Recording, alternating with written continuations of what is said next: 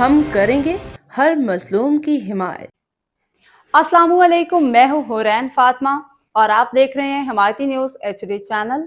نظر ڈالتے ہیں آج کی اہم خبروں پر۔ بھینس کالونی میں پانی مافیا کی اجارہ داری، ندیم جٹ واٹر کنیکشن پر غیر قانونی وصولی میں ملوث۔ کراچی، فہم احمد آرائی، روزنامہ حمایتی نیوز۔ ضلع ملیر کے علاقے بھینس کالونی اسلام ٹاؤن میں پانی جیسی بنیادی ضرورت پر غیر قانونی قبضہ اور بھتہ خوری معمول بن چکی ہے۔ مقامی ذرائع کے مطابق علاقے میں ندیم جٹ نامی شخص واٹر بورڈ کی لائنوں پر مکمل قبضہ جمائے بیٹھا ہے۔ اطلاعات کے مطابق روڈ نمبر 5، 6، 7، 8 اور 9 تک ندیم جٹ کا نیٹ ورک فعال ہے، جہاں وہ فی پانی کنیکشن 25,000 روپے تک وصول کرتا ہے۔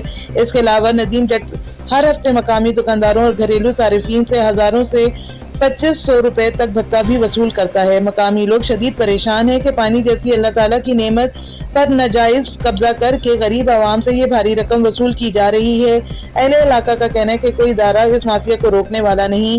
ایسا محسوس ہوتا ہے کہ جیسے ندیم جٹ کے پیچھے کوئی بہت بڑی سیاسی یا مقامی طاقت موجود ہے۔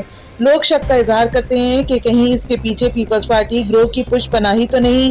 علاقائی بااثر افراد بھی اس سلسلے میں مبینہ طور پر ندیم جٹ کے ساتھ ملے ہوئے ہیں۔ مقامی عوام کی اپیل۔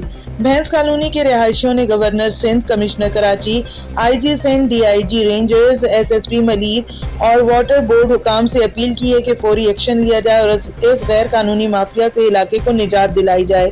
ماجد اور سہیل کے اوپر گزشتہ سال FIR بھی ہوئی تھی، اس کے باوجود یہ اتنے طاقتور لوگ ہیں کہ ان کے اوپر کوئی ایکشن نہیں ہوا۔ عوام کا کہنا ہے کہ ہم اس دور میں اپنے بچوں کا پیٹ پالیں یا پانی کے بھتوں کی ادائیگی کریں۔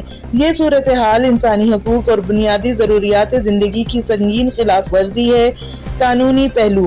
پاکستان پینل کوڈ کے مطابق غیر قانونی بھتہ خوری، سیکشن 384 ایکسٹارشن، عوامی سہولیات میں مداخلت، section 431 mischief by injury to public road, bridge, river اور چینل اور سرکاری اداروں کے وسائل پر ناجائز قبضہ، سیکشن 447 کرمنل ٹریسپاس کے تحت یہ عمل قابل گرفت جرم ہے۔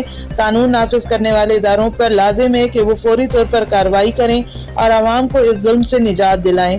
روزنامہ حمایتی نیوز بہت جلد ان مافیاؤں کے ساتھ جڑے تمام افراد کے نام اور تفصیلات منظر عام پر لائے گا تاکہ اس نیٹ ورک کی جڑ تک پہنچا جا سکے۔ باخبر رہیے ہر جگہ ہر وقت، جانیے ملکی و غیر ملکی حالات و واقعات یقین کے ساتھ۔